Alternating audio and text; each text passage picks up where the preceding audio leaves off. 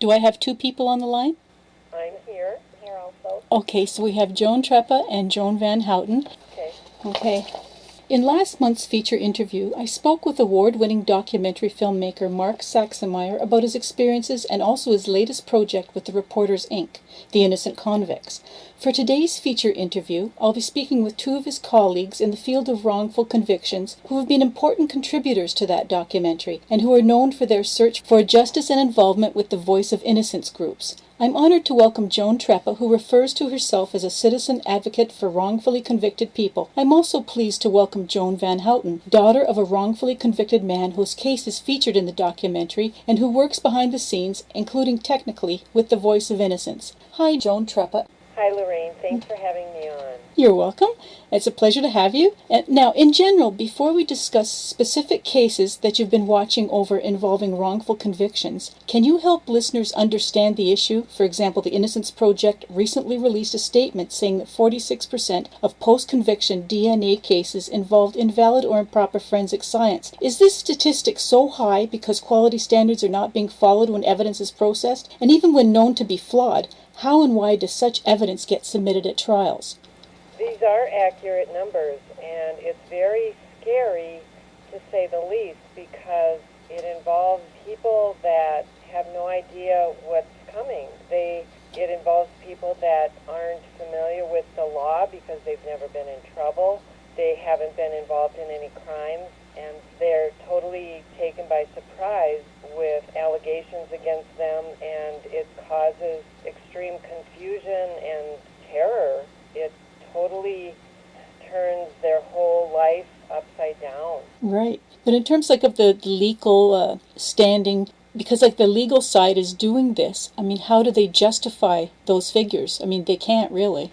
Well, things are done within the legal community that aren't always up to the highest standards. They're not done properly. There's a lot of these cases involve evidence that is uncorroborated, unsubstantiated, but it's for whatever reason it is allowed to be told to a jury and it's given credence, and so these juries are listening to things that aren't true, but they believe they're true.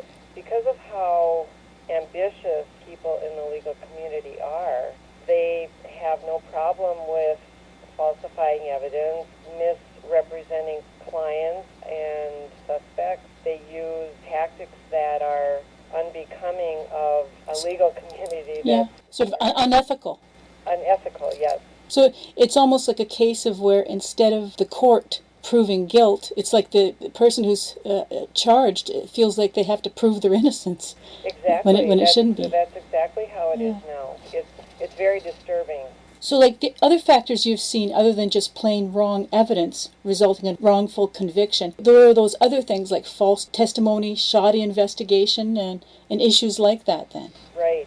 And some of these, like incorrect witness ID, is very prevalent in these cases, and ineffective lawyers, false confessions, and police and prosecutor misconduct, and in many cases paid informants or jailhouse snitches are used, and they're given credibility by the prosecutors. Right. Now, involved in working toward getting those you feel who are innocent paroled, tell us more about the Freedom 5 campaign regarding the 5 of 6 men arrested for the murder of fellow Wisconsin paper mill employee Tom, how do you pronounce it, Monfiles? Monfiles, in 1992 and convicted in 1995. How long does this parole process usually take, and how soon might you know if the email has worked or not, so to speak? Well, you're referring to the letter that I had written to the Parole Commission. The process, Joan Van Houten would probably better answer this because she's been involved in the process. But it takes so much time, and what people don't understand within the parole system is if you do not admit guilt in the crime you're committed for, they look at that as a lack of showing remorse, and so they will turn around and say that you haven't served enough time, you're not confessing to your sins, and therefore you should not be paroled. Right, and even in the light of the wrongful conviction, it's almost as if the parole board wants to perpetuate the myth of this wrongful conviction. Yes. And when I did write the letter to the commissioner. I sent along with my letter a summary of the new evidence that was presented in this case, and I said, look, these people are innocent. When they say they're innocent, it's because they really are, and they shouldn't be forced to say that they're not. They shouldn't be forced to say something they never did. Mm-hmm. And if I may interject here, in the letters that I wrote for each of the men, including my stepfather, Michael Johnson, who I've been strongly advocating for, along with the other 4 that are still in prison, I took a little different approach. And that approach was letting the parole board know that I understand that their job is not to decide innocence or guilt. That's been done by the jury.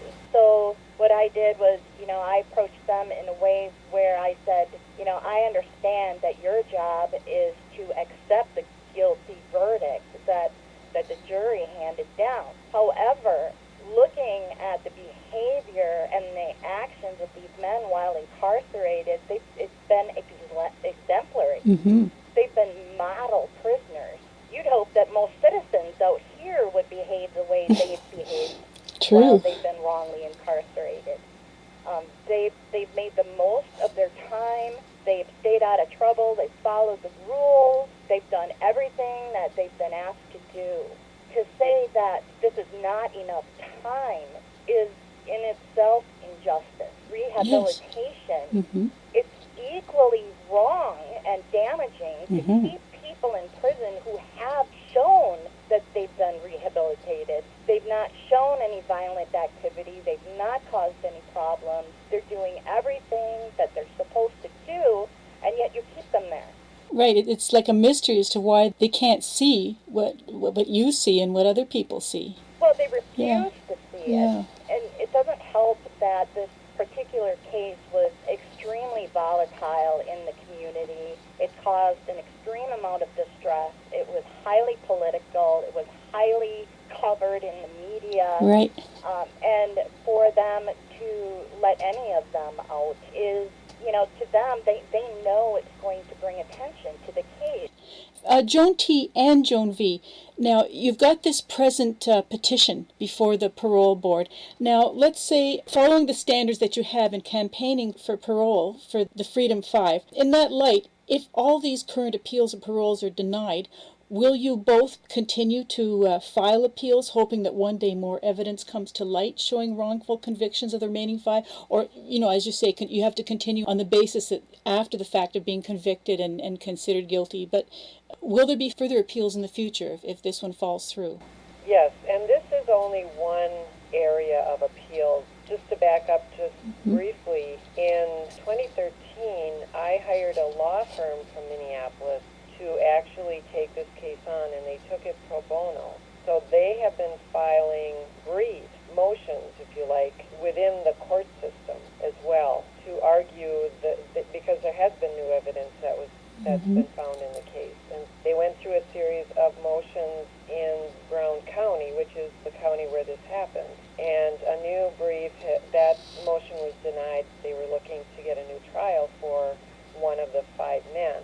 That motion was denied by Brown County, and so now there's been an appeal filed in the Wisconsin Court of Appeals, which is the next level, and that's in a district with a 3-judge panel. So it's now out of the original county into a broader spectrum of the appeals process. Right, it's sort of like a totally different venue. Yes. Which we expected would happen. And you would think that would be bad news that in the local courts the motion was denied. However, it was not unexpected. I mean, we expected that to happen. And we don't expect the hands that put these men in prison to be the hands that pull them out of prison. Now, and then looking back at the Monfiles case, do either of you feel that there was any strong piece of evidence that led to the conviction? Or do you feel like all of it, most of it, or some of it was circumstantial? There was no credible evidence whatsoever. In fact, I believe that in Mark's interviews with people related to this case for his documentary, The Innocent Convicts, he asked the former prosecutor prosecutor, who's now a district judge, that very question, and it went unanswered. And it usually does go unanswered because they don't have an answer. Even what they would call the circumstantial evidence was so weak, even as circumstantial evidence. The problem that we ran into is that the jury they were overwhelmed.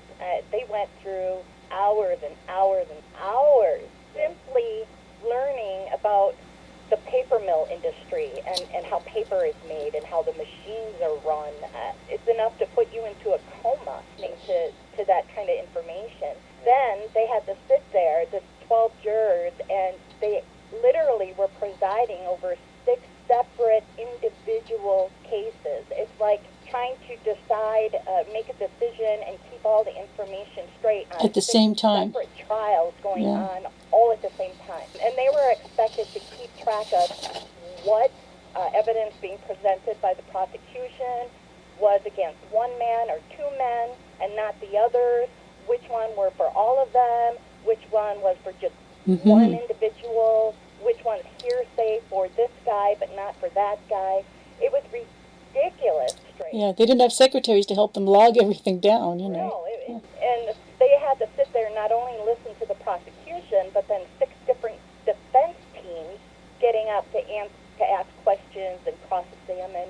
It was, I can't fathom anybody being able to get all of that straight. And I think in the end, what ended up happening was they just threw in the towel and they went with the prosecution because, like you said, it was overwhelming. That's what we're taught to do, to believe that law enforcement officials are actually enforcing the law. Right. I will say one thing, Lorraine. In a nutshell, the evidence that was presented was literally fabricated. It wasn't circumstantial. It was invented. Evidence. Any evidence that pointed to the innocence of these men was totally ignored and absent of that trial.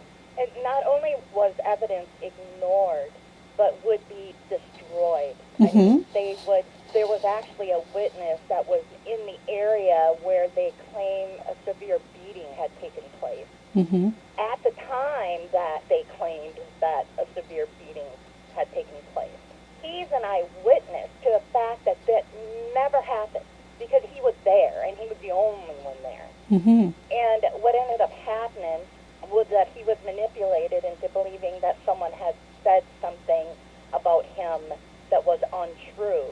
And so he went to that person, and this was told to him by a detective, a police detective. And he went to that person and said, "Why would you say something like that to me?" And he did this at work. So then his supervisors were told that he was intimidating a witness, and he was fired and discredited. Well, were the defense teams for the 6 men informed of this incident? Oh, yes, and it was all brought out to light. Oh, the problem is there was just so much of that happening. How is a jury going to absorb all of that? You know, when you look at the homicide, the lead homicide detective who went back several months to change police reports, that also came out, and nothing happened.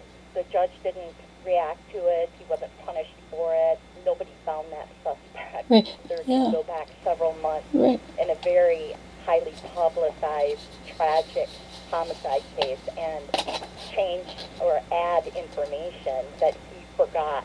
That was his excuse, was he had forgotten, and be allowed to do that is ridiculous. Now for Joan Treppa. Regarding that the one exoneration, which you mentioned before, granted to Michael Piaskowski in 2001, after he had taken his appeal to a federal court, a federal judge stated that the trial evidence had been unsound and he labeled it as conjecture camouflaged as evidence. Did the other 5 men ever take the same appeal route as Piaskowski? If so, what happened? If not, do you know why not?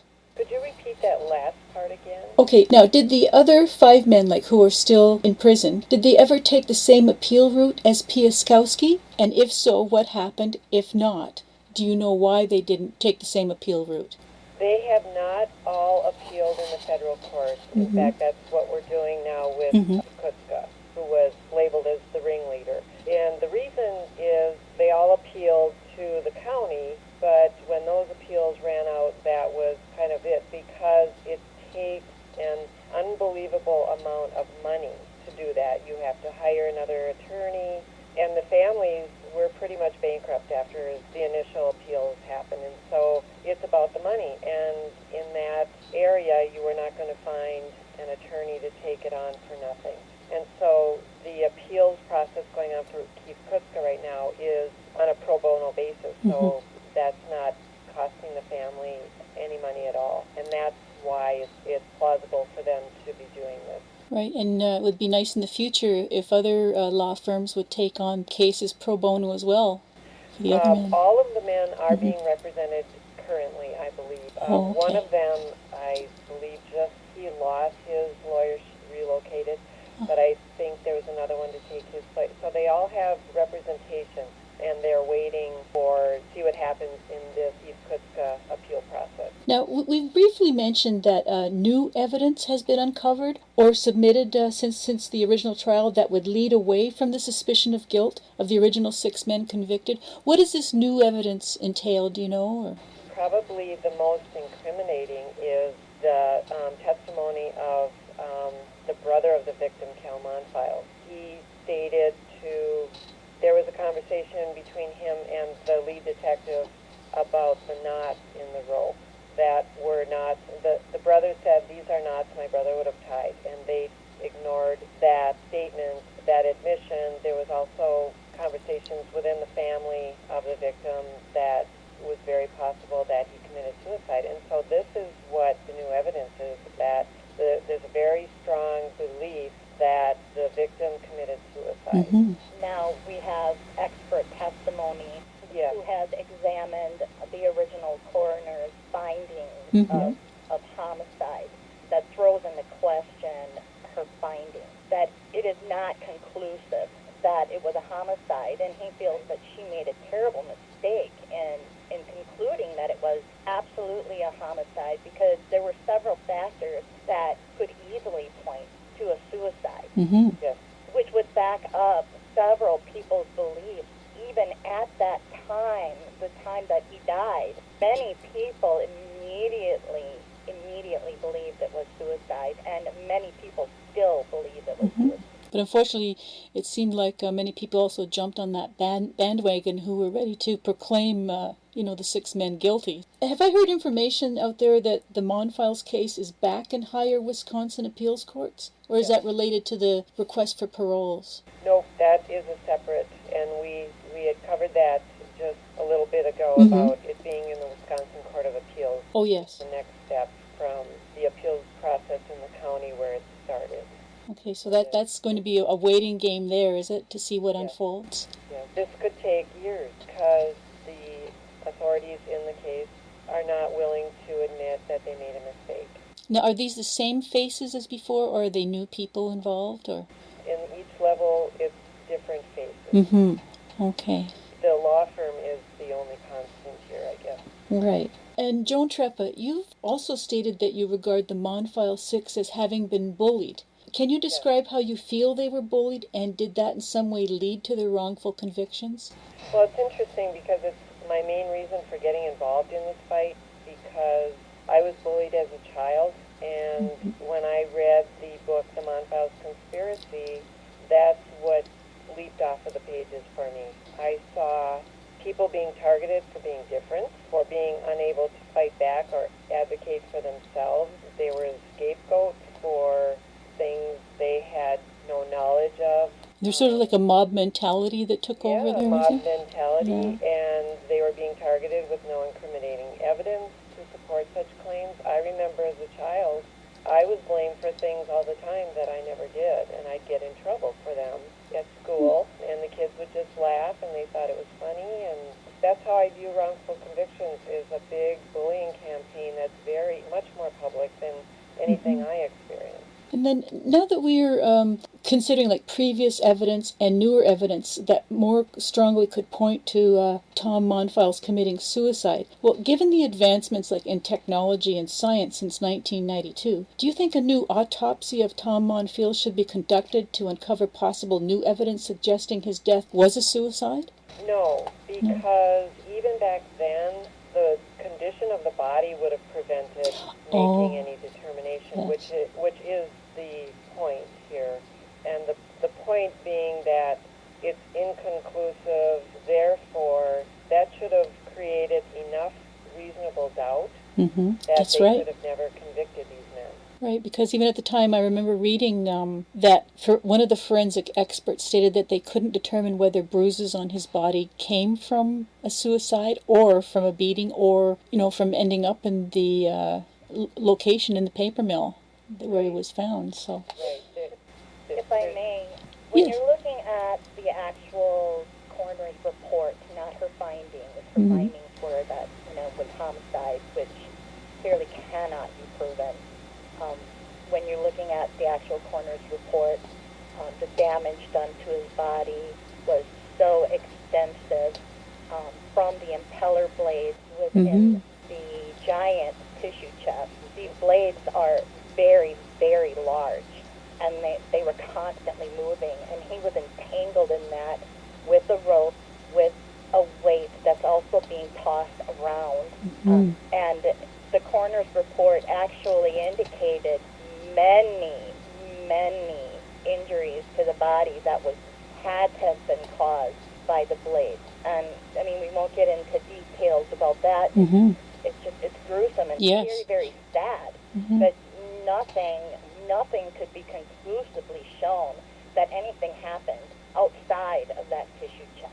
Right. And when you're looking at the police timeline of where these men were, who saw them, where, what they were doing, who they were with, it only leaves, stretching it would be 10 minutes to 12 minutes for 6 men to follow one man all at the same time, even though they were all in different locations, follow him, corner him, argue with him, beat him unconscious, get a weight, get the rope, his jump rope, not just any rope, his jump rope, carry him many, many yards, lift him over a 5-foot retaining wall into a chest without leaving any sign, without any of them being disheveled in any way, without there being any blood, without there being any witnesses, all within under 12 minutes, and then go back to their workstation. And let's not forget the type of knots that were in the rope. That's right. It was a very specific knot that is used in the Coast Guard. The victim was in the Coast Guard, saying that these were knots my brother would have tied. And they were very carefully tied. So when these men, they have this little amount of time to do all this. And they're not going to be running around looking for his jump rope. Right. I mean, they're going to use whatever is readily available, not having to run somewhere to find stuff. Well, it seems like facts like this should be re-examined. These are all the things that are in the brief that are being presented. Okay, so we've established the facts surrounding that case. And now, how and when did both of you and Mark Saxenmeyer of the Reporters Inc. cross paths? Joan T? That was just recently. Within the past year, I noticed Mark on the Innocence Project of Minnesota website. He was hitting the like button for similar things that I was liking, and I think I ended up, either he or I, making a comment on each other, on the others, some comments that one of us made, the other commented, and so then we started communicating, and he's right in Minneapolis here, and so I met with him, we went and had coffee somewhere, and I started talking about this case, and it just turns out that his former college roommate of his is John Gay's daughter, the author of the Monfiles book. And she had actually told him about this case. He said, you should talk to my dad about this case if you might want to include it in your documentary. And I told him about the case. He says, oh my gosh, it's the same one. A lot of common ground. Yeah. And so we got real interested in it. He read the book. And then with Joan being the technical support on the Voice of Innocence page, then she became involved. And so now we kind of collaborate, pass each other's information along. You're all on the same ladder there, really. Yeah, Yeah, right. yeah. Right, from all different perspectives. Okay, and Joan V., how did you first encounter, like Joan T. has explained a little bit there, and so how was your first meeting with Mark Saxenmeyer? Mark and I have not personal yet. I'm hoping that that'll change sometime in the near future. And when he was in Green Bay doing all his interviews, unfortunately I wasn't there and couldn't be there. I had recently moved to Michigan, so it wasn't easy for me to back there to meet up with everybody for the interview. So what I do... Virtually meeting is just the same, really. Yeah. Well, and now Mark and I we hooked up just because our case is being highlighted or included in his project, in his film project. And it's such a very important film project, and not just our voice, but many voices being able to speak out and tell their stories. And it's very important. I would support any project like that, whether our case was included or not. And it's extremely important for awareness and for people to understand how easily this can happen to the common person. That's right. These are not lifelong criminals that things like this are just happening to, where people can put in their mind, well, they've done enough in their lifetime where they deserve it anyway, whether they're guilty of this one thing or not. That's not the case. Many people have never been involved in the system and find themselves in this situation. But with you all coming together, it is clearly a meant-to-be situation because you're each contributing something, you've each experienced something like on personal levels as well with the case. So I mean, it's clearly, like I mentioned, a meant-to-be. Really. I love that you said that. Yeah. Because that's really how the Voice of Innocence site was formed. When I discussed this with Joan T., I told her straight out that, I want her to be the face out there. I want her to, be the representation, and I will do the grunt work. I will manage the site. I will, update information. I will promote her blog page and her voice, because her voice speaks so loud for all of our men, not just one person. And that's the way it just fell into place. Right. So you have Joan Treppa, who is a citizen, not directly affected. However, she had the foresight to understand that we're all indirectly affected. We are all affected by this kind of thing going on. It affects family units, which affects our community, which affects society. It is quite a huge reach. Then you have myself, who handles technical stuff, and who is also a family member of a man who has lost over 2 decades of his life. Yes, that's very sad, really. We're looking at the forthcoming national and highly likely international release of the documentary, The Innocent Convicts, from Mark Saxenmeyer's The Reporters, Inc., which highlights the Mon Files case, and which will definitely increase awareness about wrongful convictions all around. And now, Joan T., was your work and involvement regarding the case, the Mon Files case, included in the book, The Mon Files Conspiracy, The Conviction of 6 Innocent Men by Dennis Gullickson and John Guy? You have also mentioned that you are working on a book. Is it about the Mon Files case specifically, or broader in scope? Well, my book is actually a memoir, and it talks about how I became educated on the subject of wrongful convictions through the book, The Mon Files Conspiracy. My book chronicles the difficult task of finding legal representation for these 5 men. Mm-hmm. I'm also doing my best to convey how this journey has affected me and caused inner growth and healing because of the similar aspect of bullying. Mm-hmm. In the book, I'm including various documented facts about the overall issue of wrongful convictions, and I'm including stories of meeting other exonerated individuals along the way. So my hope is that my readers will find it interesting, informative, humorous, touching, and educational. And I'd like it to be an eye-opener for people like myself who had no idea that this sort of thing even happens. And reading it might help them to pick up the same cause. So yes. I'm trying to write it from the perspective of, well, for one, a layperson. I have no legal background, so that people like me who've never been involved in it can understand it and have an empathy towards it, even though it hasn't affected them. Right, and it's something that they may not have thought about before, but then when they read about it, it really would affect a person, you know. Right. And it's very noble to write about something you've been directly involved in or affected by.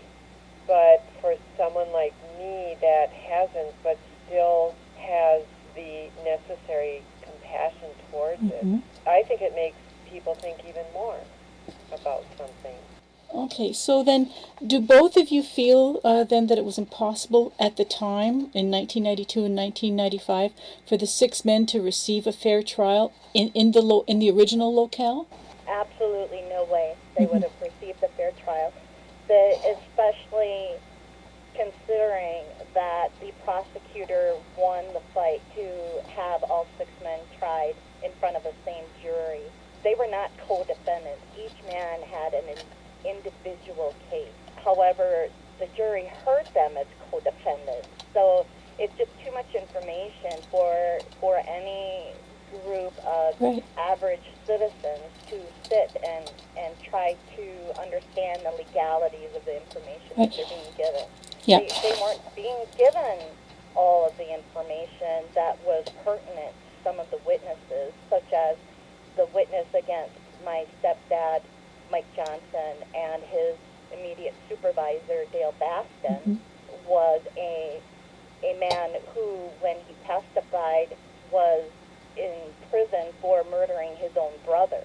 However, the jury was not allowed to know that he was in prison for murdering his own brother. They weren't allowed to know he was in prison, even in, let's try to explain that again. Yeah, okay. He was in minimum security prison, and on the stand, he was complaining that, he's suffering, he's testifying because he was in such a decent place, and now he's not because, they had to move him so that he could testify. That's all they were allowed to know, was incarcerated. At the end of the trial, the prosecutors looked at the jury and said flat out that man, that witness, was not capable of committing such a crime as murder, although that's what he was in prison for. So they outright deceived the jury with that comment, especially deceptive because this is a man that was highly suspect and should have been a suspect. So in looking for, because there was different evidence applied to each of the men, it was important for the law firm to find new evidence, because you can't revisit old evidence in a new appeal. It was important for them to find new evidence that would have an effect on every single one of the 6 men and their conviction. Yes. So what it was the suicide theory. So the fact that the victim committed suicide means all of the men are innocent. Right. But originally, when you have one jury considering the cases of 6 men at one time, doesn't it make the jury more compelled to sort of vote the same way for each man rather than... And one of them actually said that. When the book was being written, they reached out to the authors and the exoneree, Mike Piaskowski, reached out to the jurors, and one of them said that. He said it was just too easy to convict all of you. And immediately after the guilty verdict, one juror gave an interview and said straight out, we felt Steve Kutzka was guilty, and if he was guilty, they were all guilty. Now we'll move on with you, Joan V. here. And again, Joan T., feel free to add anything when Joan V. is answering her questions. Joan V., you're the stepdaughter of Mike Johnson, one of the 6 men whom you believe was wrongfully arrested in 1992 and wrongly convicted in 1995 in the Mon Files case. The case, as stated, will be examined in the Innocent Convicts documentary. How old were you when your father was arrested and charged as one of the co-workers accused in the murder of Mon Files? Wow, I couldn't give you an exact, I would say my early 20s at that point. And he had a son with my mother, and he was very young. He wasn't even into his teens yet when this happened. Can you recall how you and your family were generally treated by others in the community? Like you sort of became an extension of the accused, or? Well, our faces, I would say like the children's faces weren't really out in the media much at that time. My face was out there more later when my advocating for him became much more extensive. Mm-hmm. But when you did tell somebody, and when you tell them that he's innocent, you get varying responses. Unfortunately, back then, when this was all more raw and fresh for the community, you really tend to get the attitude of, well, of course you're going to say he's innocent. You know, of course you're going to say he didn't do it. But that's not true. You know, when you look at how many years we've been going through this, honestly, it would have been easier if he was guilty. It would, because you get to process that then, and you get to mourn, and you get to move past that truth of it and go on with your life and understand that he's where he deserves to be. He did it to himself, and he did it to our family. But that's not the case. And so we're stuck. You know, we're stuck in this horrible time warp, kind of circling this terrible hamster wheel over and over and over again. We're running. We don't want to live this way. You do. You don't turn away from someone you care about who is suffering for something you didn't do.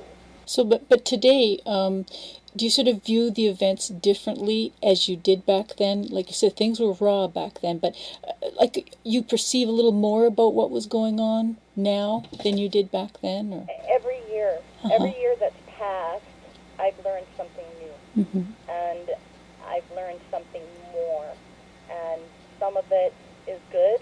Some of the things I've learned about human nature, how to communicate the truth to people in a way that they understand it. Anger is always present because it's a terrible thing that your family goes through. Right. Saying to watch what he's going through and not being able to do anything for him. But if you communicate in anger, people don't listen. They don't hear you. So I've learned a lot about our system. I've learned that it's not the system itself, but the people within the system that you have to watch out for, because they've learned to use it against you. Mm-hmm. But over the years, it's become more clear that your stepfather is innocent, was innocent. I knew that from the beginning. But what's become more clear year after year is the facts that prove he's innocent. I knew in my heart he was innocent because I know him. You know, I know him as a man. I know him as a husband to my mother. I know him as a father to his children.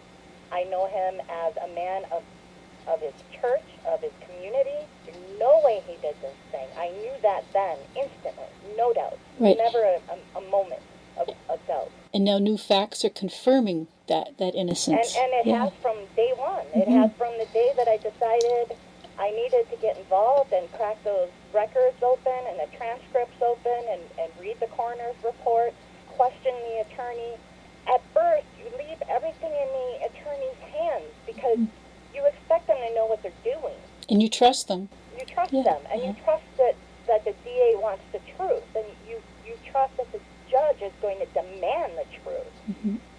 And so you have all this trust going out to all these people you don't know, but you don't have a choice at that point because you don't know what to do. That is one very critical lesson I've learned, is that when your life is at stake, you don't trust strangers. You have to follow, and you have to be involved every step of the way. So have you become more confident then that you will see the exoneration of your stepfather one day? I am confident. But I think I get that from him. I get that confidence from him because he so strongly believes that there's a reason they're suffering this way, and the reason is bigger than them. Well, let's hope and pray that everything continues to work together the way it has been, and that will lead to the exoneration one day. Exactly. And he's a man of faith, so he believes that timing, it's all in the timing, and God knows the timing better than we do. That's right. That when this thing opens up wide. The people capable of putting innocence through this will be exposed and will have to answer for what they've done. Well, they'll have to have their own repercussions for that. Well, Yeah. God willing, Yeah. I can't understand, and I can't accept that people like this can abuse their positions of trust and power that the community gives to them, rip apart family after family. When you look at the scope of their career and how many years they're in the positions that they're in, the damage that they've done to the community and to faith and to hope and to trust is immeasurable. Right. Well, let's hope that justice will work both ways. Yes, that. yes, and I believe that it will.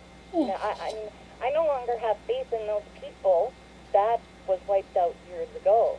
But I have faith in the balancing universe. Right. The universe does have a way to balance things out.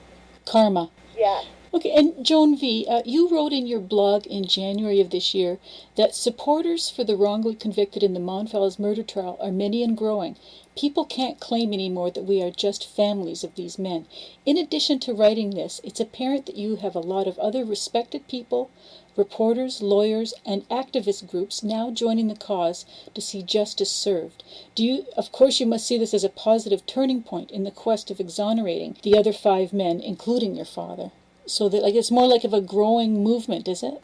It is, and I think that in light of major news events on, others that have been wrongfully convicted and exonerated, people are more willing to share that information, and people are openly discussing their views, and they're coming to realize that this really is happening. This isn't just strangers anymore. These are people in their own communities that this is happening to. And I think that because they're more willing to discuss and to listen, that's creating a change in attitude. They're more willing to hear both sides and not just swallow the assumptions being fed to them.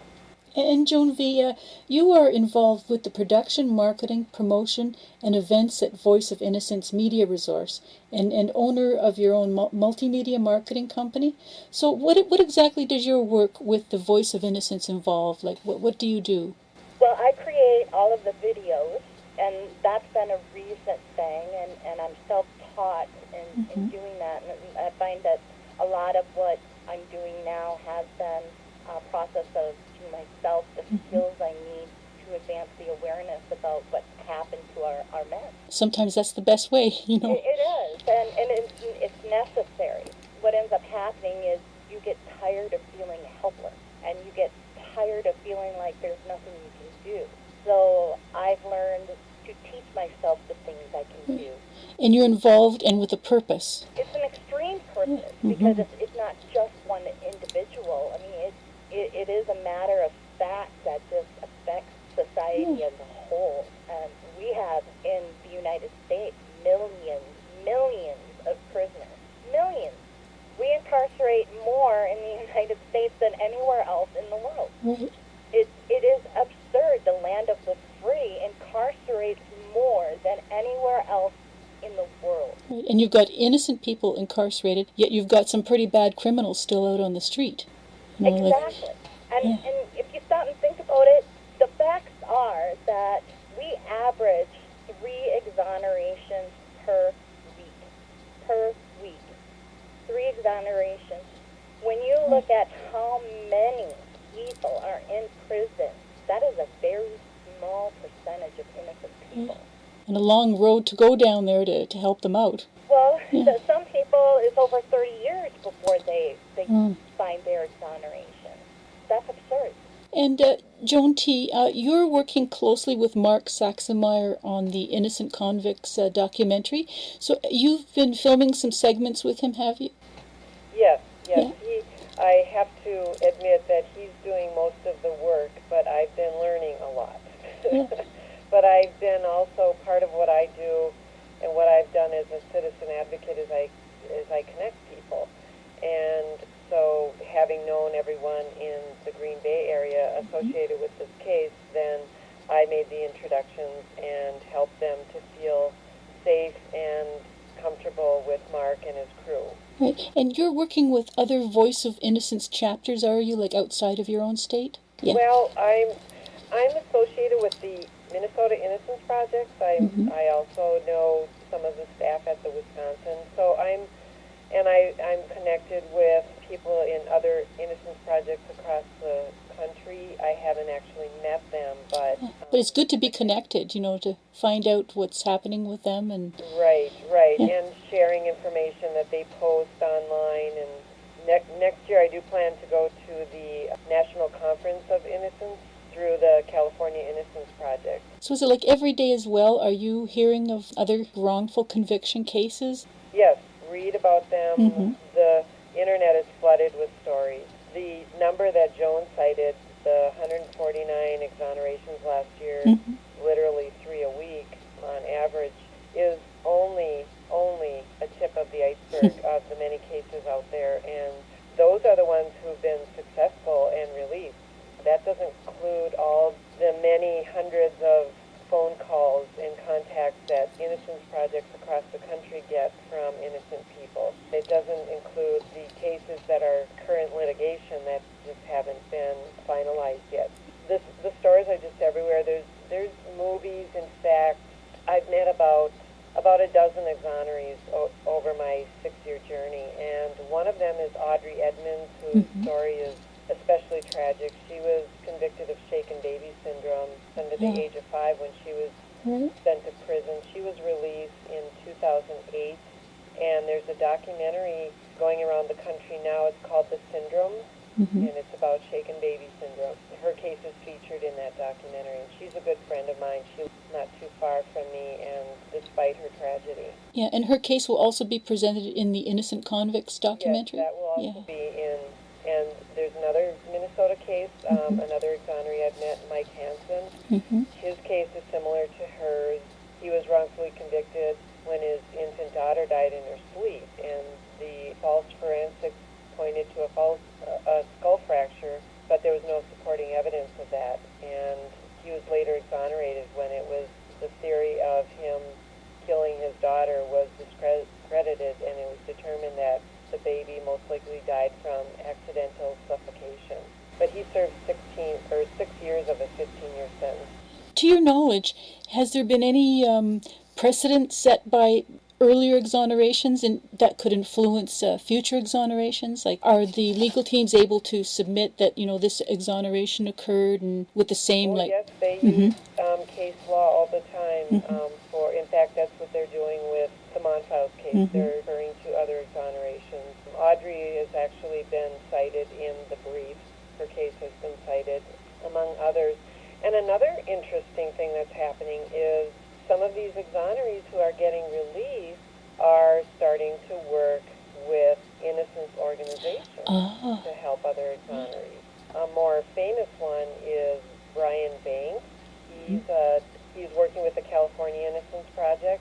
He was wrongfully convicted of rape, and he served 6 years.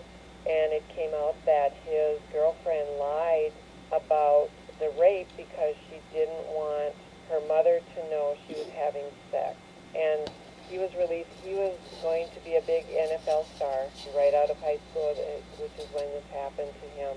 He lost out on that opportunity because of being convicted. But he now works. He's a strong advocate, and he works with the California Innocence Project. There's other exonerees who have won lawsuits because, and this is another whole issue about exonerations, is compensation laws, which I won't get into here. But exonerees who have filed and been awarded compensation for their wrongful convictions are starting their own innocence organizations to help other people get exonerated.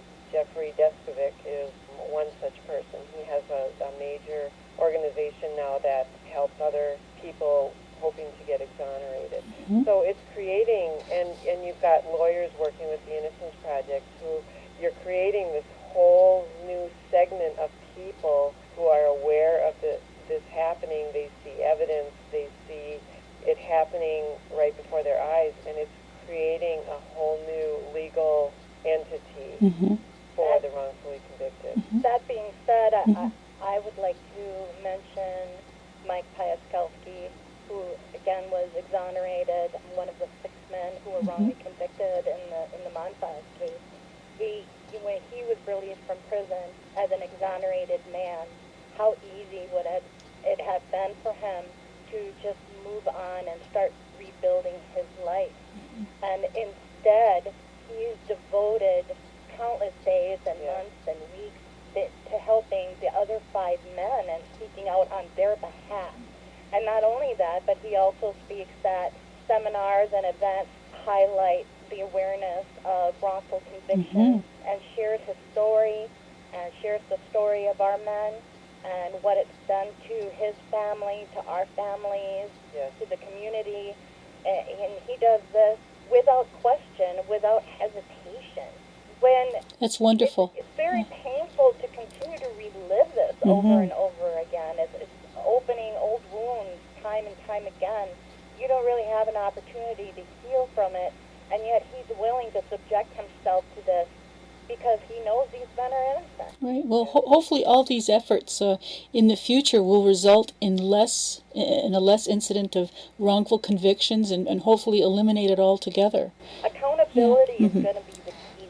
And there are movements being formed and smaller groups gathering together to form larger groups to push for reform as far as accountability of law enforcement officials, prosecutors, judges, who knowingly allow innocent people to go to prison to save face for themselves, to save themselves embarrassment.